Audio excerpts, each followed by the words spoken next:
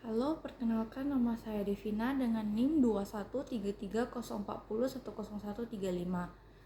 Saya jurusan akuntansi Fakultas Ekonomi di Universitas Prima Indonesia. Hari ini saya akan mempresentasikan topik yang ketujuh, yaitu konsep dasar unsur-unsur sistem akuntansi pokok pada perusahaan pada mata kuliah Sistem Informasi Akuntansi dengan dosen Bapak Dr. Khotuwa Somsir MSI. Subtopik yang pertama yaitu pengertian sistem akuntansi pokok. Menurut beberapa ahli menyatakan bahwa yang pertama, Mulyadi mengemukakan sistem akuntansi adalah organisasi formulir, catatan, dan laporan yang dikoordinasikan sedemikian rupa untuk menyediakan informasi keuangan yang dibutuhkan oleh manajemen dalam pengelolaan. Yang kedua, Nugroho mengemukakan bahwa sistem akuntansi merupakan suatu alat yang dipakai untuk mengorganisir atau menyusun, menyimpulkan, dan mengikhtiarkan keterangan-keterangan yang menyangkut seluruh transaksi perusahaan di perusahaan, di mana para pegawai, kegiatan-kegiatan perusahaan, badan-badan, dan mesin-mesin dapat dipadukan sedemikian rupa sehingga pengawasan dapat dijalankan sebaik-baiknya. Kemudian yang ketiga, menurut Barikwan, sistem akuntansi yaitu sistem akuntansi adalah formulir-formulir, catatan-catatan, prosedur-prosedur, dan alat-alat yang digunakan untuk mengelola data mengenai usulan suatu kesatuan ekonomi dengan tujuan untuk menghasilkan umpan baik dalam bentuk laporan-laporan yang dilakukan oleh manajemen untuk mengawasi usahanya dan bagi pihak-pihak lain yang berkepentingan seperti pemegang saham, kreditur, dan lembaga-lembaga pemerintah untuk memulai hasil operasi. Sehingga dapat disimpulkan bahwa sistem akuntansi merupakan suatu organisasi yang digunakan untuk merangkum semua kegiatan dan transaksi perusahaan guna menghasilkan informasi yang diperlukan oleh manajemen sebagai alat pengawasan demi kelancaran aktivitas perusahaan di masa yang akan datang. Sistem akuntansi pokok dirancang perusahaan untuk pihak eksternal dan pihak internal. Unsur-unsur sistem akuntansi pokok. Yang pertama, formulir merupakan dokumen yang digunakan untuk merekam terjadinya transaksi. Contoh formulir adalah faktur penjualan dan bukti kas keluar. Yang kedua, jurnal. Jurnal merupakan catatan akuntansi pertama yang digunakan untuk mencatat, mengklasifikasikan, meringkas data keuangan dan data lainnya. Yang ketiga, buku besar. Buku besar atau general ledger terdiri dari rekening-rekening yang digunakan untuk meringkas data keuangan yang telah dicatat sebelumnya dalam jurnal. Yang keempat, buku pembantu. Buku pembantu ini terdiri dari rekening-rekening pembantu yang merinci data keuangan yang tercantum dalam rekening tertentu dalam buku besar. Yang kelima, yaitu laporan. Hasil akhir proses akuntansi adalah laporan keuangan yang dapat berupa neraca, laporan laba rugi, laporan perubahan laba yang ditahan, laporan harga pokok produksi, laporan biaya pemasaran, laporan harga pokok penjualan, daftar umur piutang, daftar utang yang akan dibayar, daftar saldo persediaan yang lambat penjualannya. Laporan berisi informasi yang merupakan keluaran sistem akuntansi. Laporan dapat berbentuk hasil cetak komputer dan tayangan pada layar monitor komputer. Kemudian subtopik yang kedua yaitu bukti transaksi. Untuk melaksanakan atau menjalankan sistem akuntansi, bukti transaksi merupakan pemicu. Setiap pencatatan dalam catatan akuntansi dimulai dari bukti transaksi atau dokumen. Bukti transaksi adalah dasar melakukan pencatatan. Karena itu pengawasan atas penggunaan bukti transfer mutlak dilakukan. Rancangan bukti transaksi yang baik harus memperhatikan kebutuhan informasi, rekening, buku besar, dan buku pembantu serta jurnal. Untuk mendapatkan bukti transaksi yang sesuai dengan kaidah pengendalian intern, ada baiknya merancang bukti transaksi dengan memperhatikan prinsip-prinsip penyusunan bukti transaksi. Prinsip-prinsip penyusunan bukti transaksi yaitu ada 6. Yang pertama yaitu pencantuman identitas bukti transaksi, kedua pencantuman identitas perusahaan, yang ketiga rancangan sesuai kebutuhan, yang keempat ada tebusan atau kopi, yang kelima pencantuman unsur internal check, yang keenam pencantuman nomor urut tercetak. Kemudian subtopik yang ketiga yaitu jurnal. Dalam pencatatan transaksi, terutama yang kebanyakan masih manual, buku jurnal memegang peranan yang sangat penting karena merupakan catatan akuntansi pertama yang disusun secara kronologis. Buku jurnal terbagi ke dalam jurnal umum dan jurnal khusus. Jurnal khusus yang pada umumnya digunakan antara lain yang pertama jurnal penjualan, yang kedua jurnal pembelian, ketiga jurnal penerimaan kas, yang keempat jurnal pengeluaran kas, yang kelima jurnal pemakaian bahan. Untuk merancang format jurnal khusus, hal-hal berikut ini harus dipertimbangkan. Ada 3. Yang pertama, pelajari karakteristik transaksi perusahaan. Yang kedua, pencatatan ayat jurnal standarnya. Yang ketiga, pembuatan format jurnal khusus mengikuti ayat jurnal standarnya. Topik yang keempat yaitu buku besar dan buku pembantu. Buku besar dan buku pembantu adalah catatan akuntansi kedua dalam siklus pencatatan transaksi. Format buku besar dan buku pembantu dapat dibuat dengan variasi beberapa bentuk. Yang pertama rekening T, yang kedua rekening saldo berjalan dengan 1 kolom saldo, yang ketiga rekening saldo berjalan dengan 2 kolom saldo. Topik yang kelima yaitu klasifikasi dan kode rekening. Untuk menentukan klasifikasi rekening, pada umumnya metode yang digunakan adalah pendekatan laporan keuangan dengan mengambil skema laporan keuangan. Misalnya, untuk klasifikasi dalam neraca, aktiva, yang pertama aktiva lancar, yang kedua investasi jangka panjang, yang ketiga aktiva tetap aktiva, yang ketiga aktiva tetap, yang keempat aktiva tidak berwujud, yang kelima aktiva lain-lain. Hutang dan modal, yang pertama hutang lancar, yang kedua hutang jangka panjang, yang ketiga adalah modal. Untuk klasifikasi laporan laba rugi penjualan dan biaya-biaya usaha, yang terdiri 3 itu yang pertama biaya produksi, biaya pemasaran, biaya administrasi dan umum. Berikutnya penempatan dan biaya di luar usaha, yang pertama pendapatan sewa, yang kedua biaya bunga. Topik yang keenam yaitu kode rekening.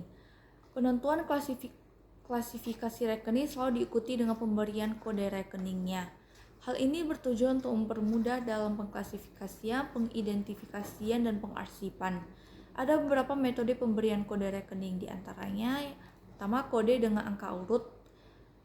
Ada 16 yaitu kas, piutang dagang, persediaan barang dagang, tanah, bangunan, akumulasi penyusutan bangunan, hutang dagang, hutang bank jangka panjang, modal, prive, pendapatan, biaya gaji, biaya bahan habis pakai, biaya penyusutan, biaya utilitas, dan biaya lain-lain. Yang kedua, kode angka blok. Metode ini memberikan sejumlah cadangan angka untuk klasifikasi tertentu. Berikut ini disajikan contoh pemberian kode rekening dengan angka blok. Yang pertama 0124 yaitu aktiva lancar, yang kedua 2533 yaitu aktiva tetap, yang ketiga adalah 3436 yaitu aktiva tidak berwujud, yang keempat yaitu 3739 aktiva lain-lain, yang kelima 40 sampai dengan 49 yaitu hutang lancar, yang keenam 50 sampai 56 yaitu hutang jangka panjang, yang ketujuh 57 sampai 59 yaitu modal, yang ke-8 60 sampai 62 yaitu pendapatan, yang terakhir atau yang ke-9 yaitu 63 sampai 89 yaitu biaya-biaya. Berikutnya kode kombinasi. Metode ini menggunakan kombinasi huruf dan angka tertentu. Ya, contohnya yang pertama AL01, yang kedua AL242, yang ketiga AT33, yang keempat HL413, yang kelima M26. Dan berikutnya kode kelompok. Metode ini menggolongkan rekening dalam kelompok tertentu. Dalam laporan keuangan, yang disebut dengan kelompok adalah aktiva, kewajiban, ekuitas, pendapatan, dan beban. Masing-masing kelompok memiliki golongan tersendiri. Setiap golongan terdiri dari subgolongan tertentu. Masing-masing akun dan digambarkan dengan bagian subgolongan mempunyai jenis perluasan jenis akun ada di rinciannya. Secara sederhana, metode ini dapat Posisi angka dalam kode akun punya makna tersendiri. Jumlah digit angka dalam metode ini tergantung kebutuhan. Berikut ini dijadikan contoh pemberian kode rekening dengan angka kelompok pada sebuah perusahaan. Masuk topik yang ketujuh, yaitu laporan yang dihasilkan sistem akuntansi pokok adalah laporan keuangan dan juga berupa laporan-laporan yang lainnya. Laporan terbagi atas dua, yaitu laporan keuangan dan laporan lain. Laporan lain terbagi atas 4, yaitu neraca, laporan laba rugi, laporan arus kas, dan laporan perubahan modal. Sedangkan laporan lain terbagi atas 5, yaitu laporan penjualan, laporan harga pokok produksi, laporan daftar umur piutang, laporan persediaan, dan sebagainya. Dan subtopik yang ke-8, yaitu kesimpulan, sistem akuntansi merupakan suatu organisasi yang digunakan untuk merangkum semua kegiatan dan transaksi perusahaan guna menghasilkan informasi yang diperlukan oleh manajemen sebagai alat pengawasan demi kelancaran aktivitas perusahaan di masa yang akan datang. Sistem akuntansi pokok dirancang perusahaan untuk pihak internal dan pihak eksternal. Unsur-unsur sistem akuntansi pokok yang pertama yaitu formulir, merupakan dokumen yang digunakan untuk merekam terjadinya transaksi. Contoh formulir adalah faktur penjualan dan bukti kas keluar. Kedua, jurnal. Jurnal merupakan catatan akuntansi pertama yang digunakan untuk mencatat, mengklasifikasikan, meringkas data keuangan dan data lainnya. Yang ketiga yaitu buku besar. Buku besar atau general ledger terdiri dari rekening-rekening yang digunakan untuk meringkas data keuangan yang telah dicatat sebelumnya dalam jurnal. Yang keempat yaitu buku pembantu. Buku pembantu ini terdiri dari rekening-rekening pembantu yang merinci data keuangan yang tercantum dalam rekening tertentu dalam buku besar. Kelima yaitu laporan.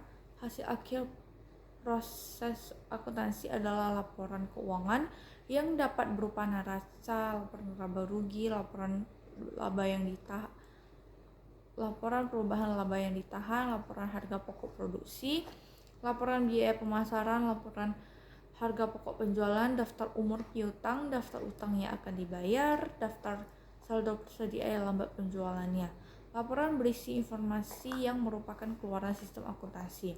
Laporan dapat berbentuk hasil cetak komputer dan tayangan pada laporan monitor komputer. Ada beberapa metode pemberian kode rekening. Yang pertama, kode dengan angka urut, terdiri dari angka, piutang dagang, persediaan dagang, tanah, bangunan, akumulasi penyusutan bangunan, hutang dagang, hutang bank jangka panjang, modal, prive pendapatan, biaya gaji, biaya bahan habis pakai, biaya penyusutan, biaya utilitas, dan biaya lain-lain.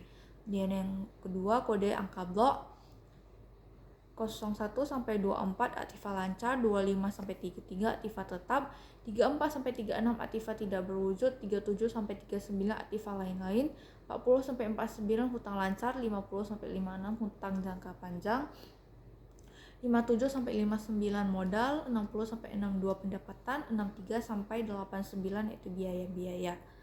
Dan yang ketiga, kode kombinasi pertama AL01, AL242, AT33, HL413, dan M62. Dan terakhir adalah kode kelompok.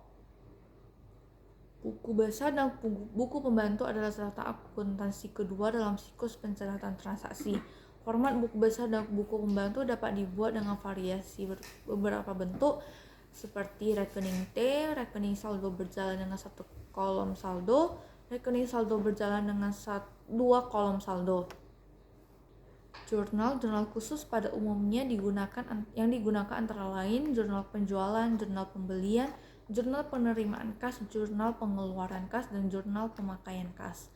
Untuk merancang format jurnal khusus, hal-hal berikut harus dipertimbangkan. Yang pertama, pelajari karakteristik transaksi perusahaan, pencatatan ayat jurnal standarnya, pembuatan format jurnal khusus mengikuti ayat jurnal standarnya. Sekian presentasi saya mengenai topik yang ketujuh, yaitu konsep dasar unsur-unsur sistem akuntansi pokok pada perusahaan. Tunggu video berikutnya minggu depan dengan topik sistem penjualan kredit dan sistem akuntansi piutang. Terima kasih.